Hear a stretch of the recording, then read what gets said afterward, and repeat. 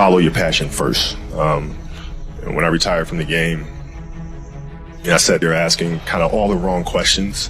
What's the biggest industry I can get into? And it's all the wrong stuff. And you got to sit there and ask yourself, okay, what am I truly passionate about? What do I enjoy doing? And when you feel that way, honestly, you feel like you have never worked a day in your life. It's the most fun thing in the world. You get up in the morning excited about what you're doing. And you got to be really honest with yourself about it. If you wake up in the morning and you're dreading going to work, dude, do something else. Right. Do something else. And those are hard decisions to make. But when you make those decisions, it's a very liberating experience. And you find out that the rewards will come. I think the best way to prove your value is to work, is to learn, is to absorb, to be a sponge. You always want to outwork your potential. As hard as you believe you can work harder than that. And that's what I tried to do when I first came in the league. But basketball is such a direct competition sport. And me coming in at 17, I hated when my teammates would say, I get hit with an elbow, right? Shaq would hit me with an elbow in practice. Nick Van Exel would come up and say, are you okay? I'm like, what? Wow, are you okay? What the hell's wrong with you?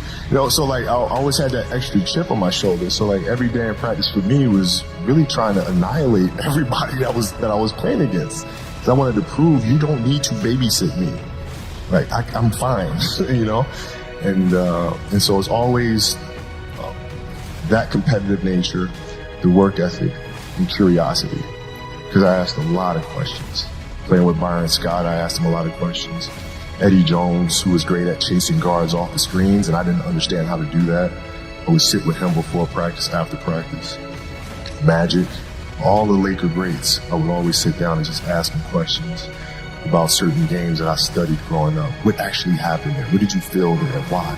If your job is to try to be the best basketball player you can be, right? To do that, you have to practice, you have to train, right? You want to train as much as you can, as often as you can. So if you get up at 10 in the morning, train at 11, right? 12, say 12, train at 12, train for 2 hours, 12 to 2. You have to let your body recover. So you eat, recover, get back out, you train, start training again at 6. Train from 6 to 8, right? And now go home, you shower, you eat dinner, you go to bed, you wake up, do it again, right? Those are 2 sessions. Right now, imagine you wake up at 3, you train at 4, you go 4 to 6, come home, breakfast, relax, blah, blah, blah. Now you're back at it again, 9 to 11, right? Relax, and now all of a sudden you're back at it again, 2 to 4, and now you're back at it again, 7 to 9.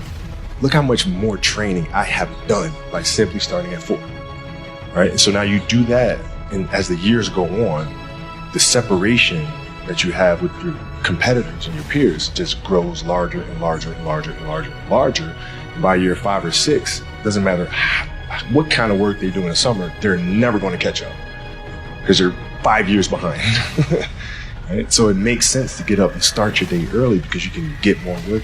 If I start earlier, I can train more hours. And I know the other guys aren't doing it because I know what their training schedule is. Right? So I know if I do this consistently over time, the gap's just going to widen and widen and widen and widen and widen, and they won't be able to get that back. So to me, it was just common sense. I'm thinking, how can I get an advantage? Well, start early. Let's do that.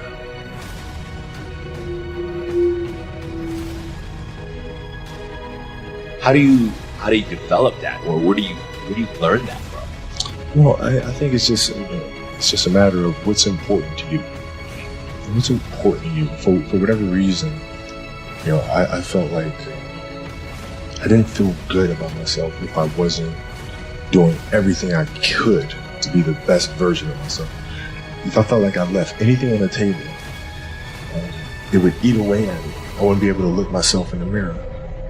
So the reason why I can retire now and be completely comfortable about it because I know that I've done everything I could to be the best basketball player I could be.